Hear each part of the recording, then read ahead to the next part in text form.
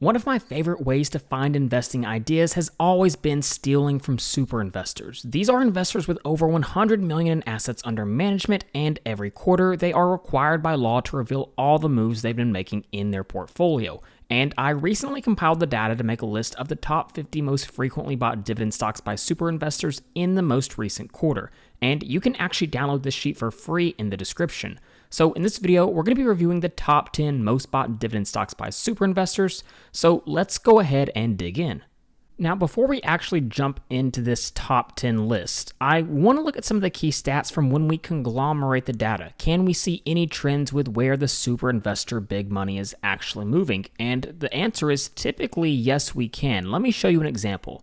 What do we know about super investors? Well, they are already biased towards high quality dividend growth stocks, companies with low payout ratios that grow dividends at a high rate, and typically have above 10% return on invested capital. But the trend we've been seeing over the last few quarters is more buying of healthcare stocks. Buying tech stocks is very normal for these super investors. Financial services, pretty typical as well, but we've certainly seen an increased amount of buying of healthcare stocks. And in fact, last quarter, healthcare was actually the most frequently bought sector by super investors. And again, this quarter, it was one of the top, also along with industrials. It's pretty rare we see it up that high on the list. Now, when it comes to healthcare, it's pretty easy to see why this is the case. When people talk about the market as a whole, or just generally speaking, they say the market is overvalued, but it gets more interesting when you actually break it out by sector. The S&P 500 currently has a PE ratio around 22, which is around the 87th percentile when you look at it over the past decade. So trading quite a bit higher than it typically has. On top of this, industrials, consumer discretionary, tech stocks, these are all trading at a high premium compared to the historic averages for these sectors. But that's not the case for healthcare. Healthcare is trading at about a 16 price to earnings ratio, which is just in the 39th percentile, so actually a little bit cheaper than it's historically traded. And again, this is happening during a time where we're seeing super investors buying more healthcare stocks. And we're going to see one of those healthcare stocks on our top 10 list. So let's go ahead and start diving into it.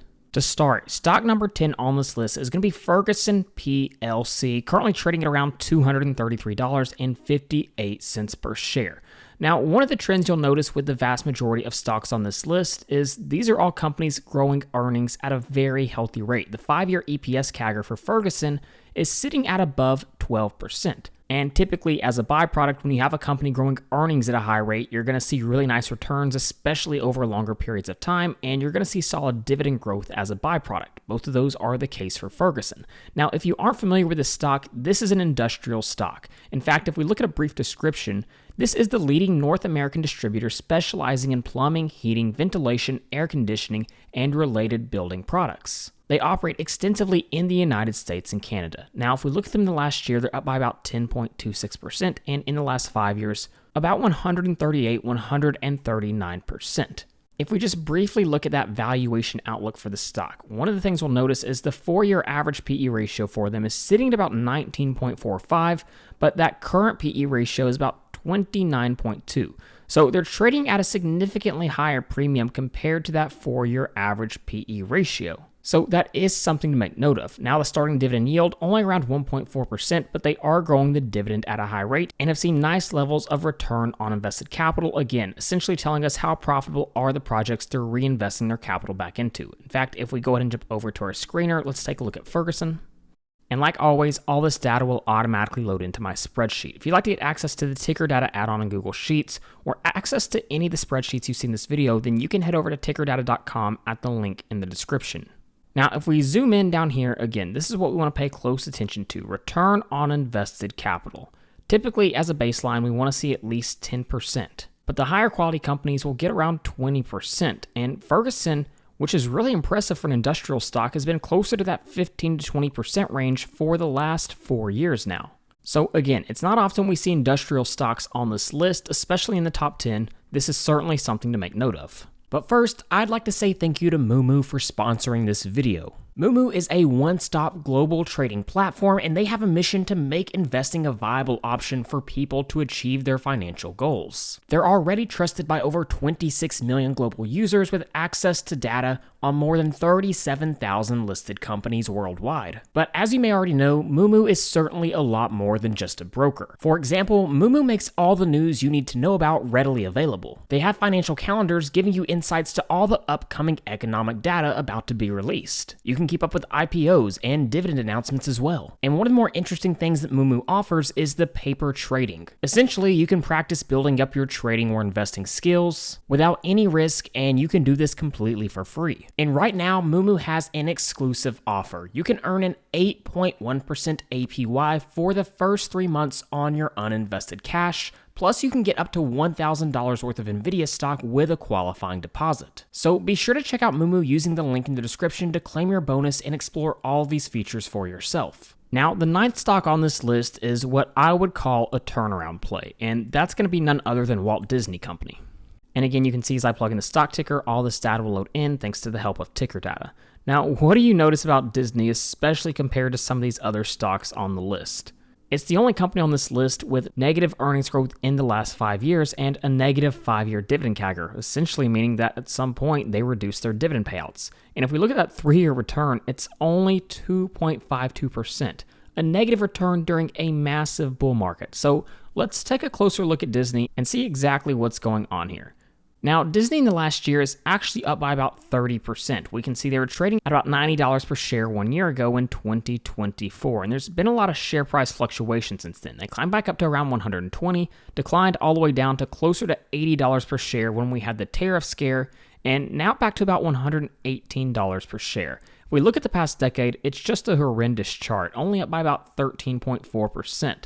And in a short period of time, they went from trading about $85 per share to nearly $200 per share in 2021, and then we saw a massive sell-off that they have not come close to recovering from yet.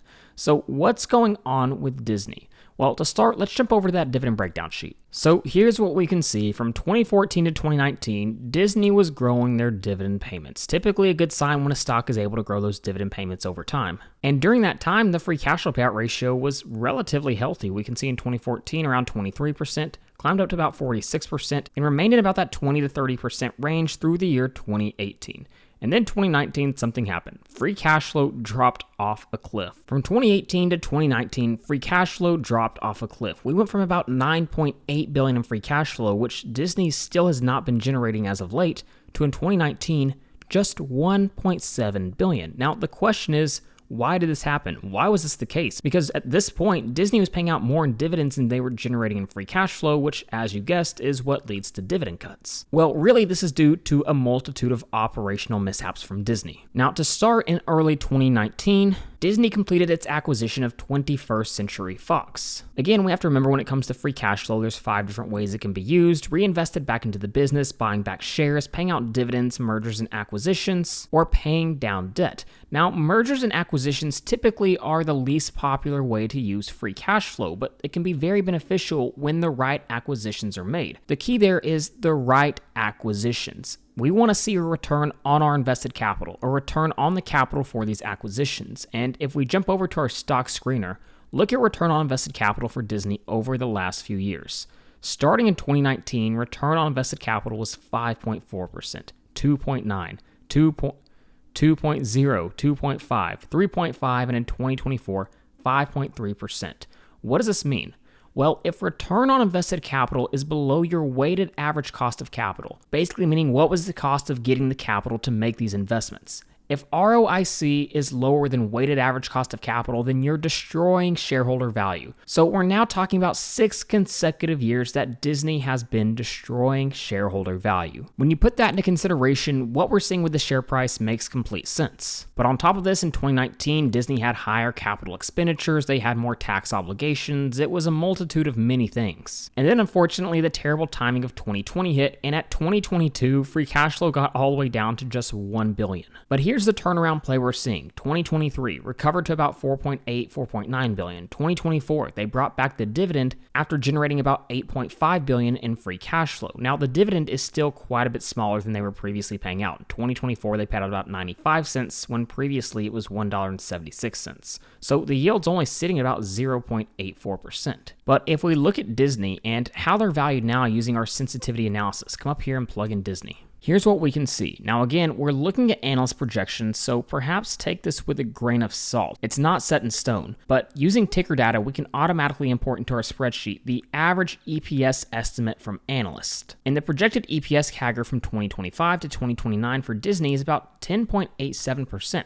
They're expecting earnings in 2025 to be about $5.86, which is a huge jump up from 2024 when it was $2.72. So essentially, analysts are expecting a recovery when it comes to earnings for Disney stock. They're finally breaking out of this terrible cycle that they've been in. So let's just look at a scenario and assume that analysts are right about this earnings growth potential, the projected EPS growth at about 10.87. Now we need to project our future PE ratio, and this is difficult for Disney because it's been all over the place over the past decade due to the way that the earnings have actually fluctuated. So the question is, how should Disney actually be valued? What type of PE multiple should they trade at? Honestly, I think this is what the market is having such a hard time deciding. They really don't have any competitors. They're unique because they also have services like Disney Plus that do compete with segments like Netflix, maybe YouTube from Google. But then of course we have things like the parks. So in this example, let's just assume we see very little multiple expansion. We don't want to assume a best case scenario. The trailing 12 months PE ratio is 18.5. Let's assume it jumps up to about 20 because the company is actually growing earnings at a decent rate like we're projecting. What type of returns would we get? Well, by the year 2030, it'd be about a 65% total return or a compounded return of 8.7%. It'd be a little bit higher if you include the dividend, but really what we're looking at here is average market returns. Now, obviously, we're not pricing in a best case scenario, we're not pricing in a worst case scenario, but the problems at Disney have been absolutely abundant over the last few years. So when I see this stock on the list, it's certainly a bet on a turnaround play. If Disney can get earnings to start growing at a healthy rate like analysts are projecting, then there's certainly potential that investors are willing to pay a higher PE ratio than just 20. For example, if it bumps up to 25, all of a sudden you're looking at market-beating returns. But again, a lot of unknowns. Number 8 on the list, we have Capital One Financial, a stock that hasn't necessarily grown earnings at a high rate, but in the last 3 years has more than doubled. We can see the dividend growing at a fast rate. If we go ahead and look at the stock screener, let's zoom out just a little bit and look at Capital One. And there's a couple of things we have to note. Now, when you hear Capital One, if you're anything like me, I think about credit cards, but that doesn't really display the entire business model for Capital One. They have 3 main divisions. They have credit cards, consumer banking, and commercial banking. And that drastically changes the way we would actually analyze this stock. So, for example, when we're talking about bank stocks, we don't pay nearly as much attention to things like return on invested capital. It doesn't really tell the whole story. But we can see revenue per share from 2022 to 2024 has essentially doubled. That's really fast revenue growth. Now, to make note, they did complete their $35 billion all-stock acquisition of Discover during this time period, but earnings have not followed so far. Now, again, if we simply look at analyst projections when it comes to Capital One in regards to their earnings, after the completion of this acquisition, they're expecting 2025 EPS to be at $17.09. $17.09. For reference, at the end of 2024, it was $11.61. So we're talking about a huge jump up in earnings for a company that's trading at a pretty low price to earnings multiple. Now, again, we can see the PE multiple only sitting at about 12, and yes, this is still somewhat of a bank stock, so not a perfect valuation metric, but you can see why super investors think there's potential with this company. Now we come to a stock that everybody knows, everybody's probably used before, but it's a little bit out of favor at the moment. It hasn't been on the top 10 super investor buys list in quite some time, and that is Apple stock. Now, when we look at Apple's 5-year EPS CAGR, it actually looks really good, sitting at 15.36%.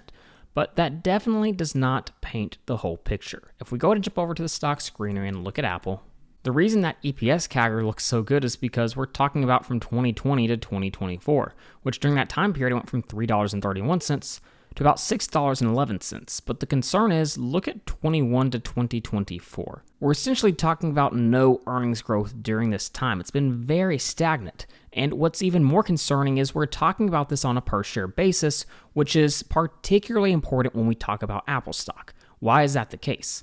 Well, again, remember, like I mentioned earlier, the 5 ways to use free cash flow.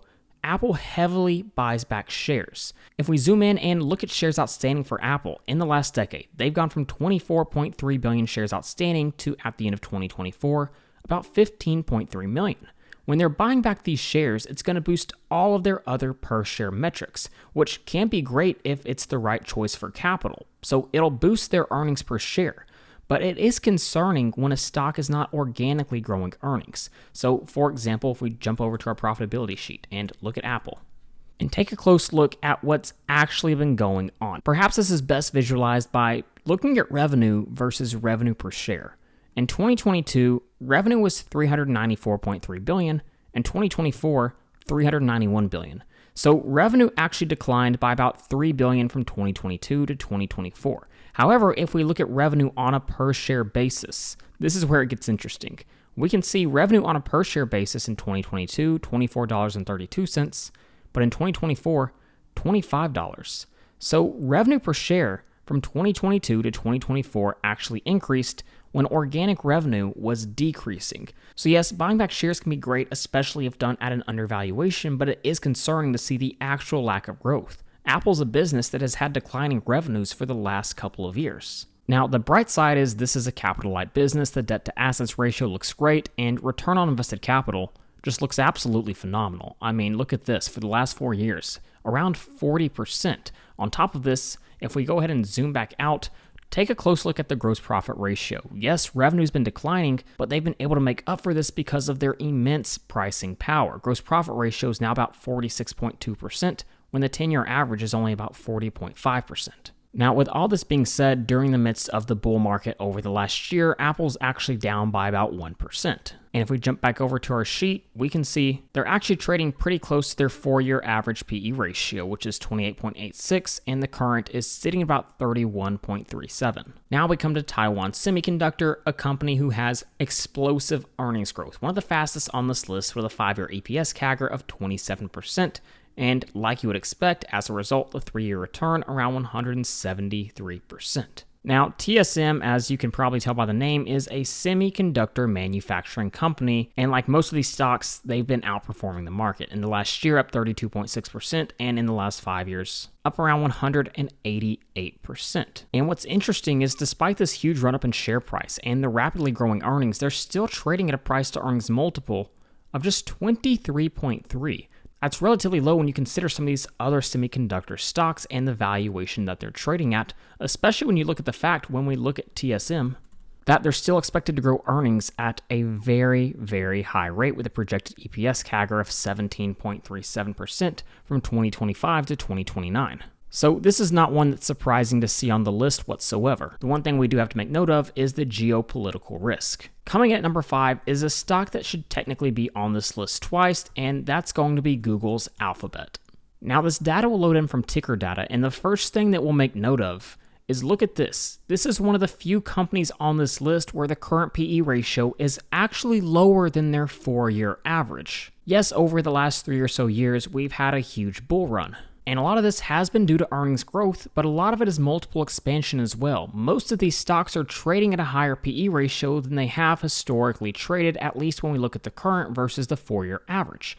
But Google is not one of those stocks. Now, the narrative for a while now has been that AI is going to erode Google's search monopoly. But so far, that has not been the case. In fact, we've seen in the 2 most recent quarters, when looking at their earnings report, search revenue is continuing to grow year over year. Look at this. In the red, we have Google search revenue, and it saw 12% year over year growth. 12%. This is a business segment growing at above a double-digit rate. Not to mention that Google is a major player in the AI race. This is a very capital-light business. The gross profit ratio, 58%. Return on invested capital, 25.8%. And now this is a new dividend payer, so we don't have 5-year dividend CAGR history, but there's obviously immense potential to continue growing that dividend, especially with the fact that it's such a capital-light business, such little debt on the balance sheet. Now, I've been tracking the top dividend buys by super investors for a few years now, and what that means is I've collected a lot of data. And what's interesting is if we look at the list of historical super investor buys, so in this example, we're looking at Q1 of 2025,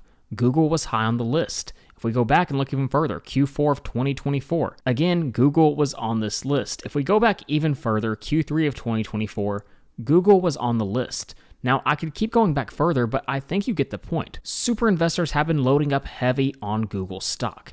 If we look at this company in the last year, it's now about 19.68%, but it traded in that low 150s range for quite some time, especially in April. On top of this, this is the cheapest of the Mag 7 stocks. So to me, it's no surprise Google is on this list. Now, I'm going to skip Microsoft for just a moment. We'll come back to it. But I want to touch on Meta just for a moment because the story is somewhat similar to Google. It's another very capital-light business that just recently started paying out dividends. They're growing earnings at a high rate. The gross profit ratio super high at nearly 82%. Return on invested capital above 25%. And their 5-year EPS CAGR is sitting at 30.59%. Just mind-blowing earnings growth, really. And we can see the current PE ratio is about 27.36, which for most companies would seem relatively high, but for a company growing earnings that fast, if you look at it on a PEG basis, meaning price to earnings growth basis, they'd probably still look cheaper than a lot of stocks, and they're still one of the cheaper Mag 7 options.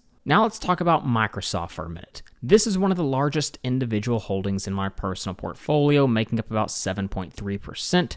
And I've been rewarded as a byproduct. Microsoft, I'm currently up around 93% on this position. And I talk about this every time I look at Microsoft, but at this point, Microsoft, when you buy it, you're essentially buying a diversified tech ETF that's growing earnings at a rate of about 18.34%. I mean, if you look at the fundamentals of this stock, it's just going to be beautiful. We'll plug in the profitability sheet. Let's go ahead and look at the stock screener as well. Look at the growth in revenue per share from Microsoft. Now, as investors, we always talk about how we're looking for growing revenue and growing earnings, and that is absolutely true. But what you don't hear discussed very often is the need for predictability when it comes to those revenues, when it comes to those earnings. There's two things investors are typically willing to pay for. Yes, it's revenue growth and earnings growth.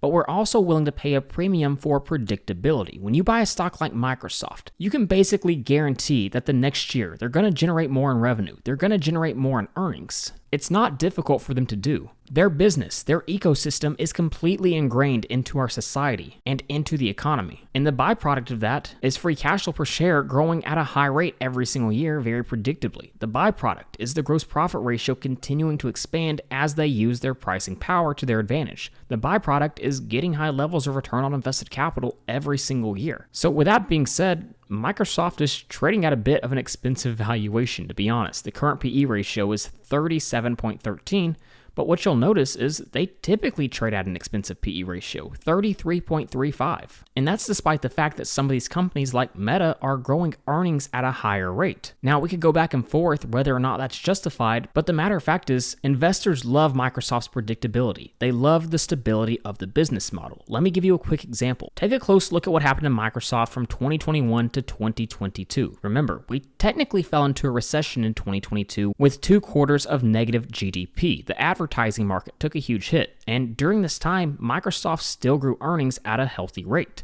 But look at what happened to Meta during this time. Unlike Microsoft, Meta saw a significant decline in their earnings, a very significant decline. The same is actually true with Google stock as well. We can see in 2021, Google was at 569 earnings, and in 2022, 459. So again, I'm not trying to discuss which of these stocks is undervalued or overvalued. The point I'm trying to make in this scenario is people love Microsoft's stability. They love its predictability. And on top of this, it's still growing earnings at a very high rate. And that brings us to number 1. The most frequently bought dividend stock by super investors in the most recent quarter was none other than United Health Group.